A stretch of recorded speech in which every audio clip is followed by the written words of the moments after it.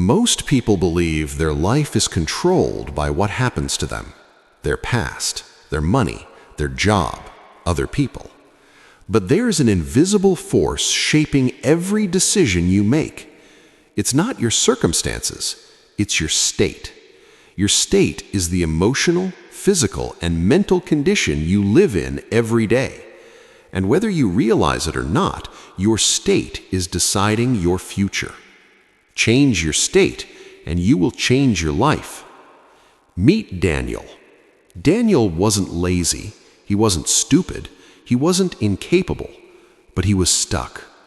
Every morning, the same routine, same thoughts, same stress. He woke up already tired, already defeated, not because life was hard, but because his state was weak. His shoulders were slouched, his breathing was shallow, his thoughts were negative. Daniel didn't know this, but his body was constantly telling his brain, "I am powerless," and his brain believed it. Daniel was smart. He watched motivational videos, he read books, he understood success, but nothing changed. Why? Because information doesn't change lives, state does. You can know everything, but if your emotional state is weak, you will still act weak. Most people try to change their life without changing how they feel. That never works. One day, something strange happened. Daniel went for a long walk. He stood taller, he breathed deeper, he moved faster. And suddenly, his thoughts changed. He felt confident, focused, alive. Nothing in his life had changed, but he had. That moment planted a question in his mind. What if my emotions are not caused by my problems, but by my state? That question changed everything. Daniel began experimenting on purpose. He noticed something powerful. When he changed his posture, his mood shifted. When he changed his breathing, his fear reduced. When he moved with energy, his confidence increased. The body is not a reflection of your mind. The body leads the mind. Change the body, change the state. Change the state, change the behavior. Daniel realized he had been lying to himself. I'm not confident. I'm not motivated. I'm just not that type of person. These weren't facts. They were states, temporary conditions mistaken for identity. The moment he stopped identifying with weakness, he reclaimed control. You are not your emotions. You are not your past. You are the one who controls your state.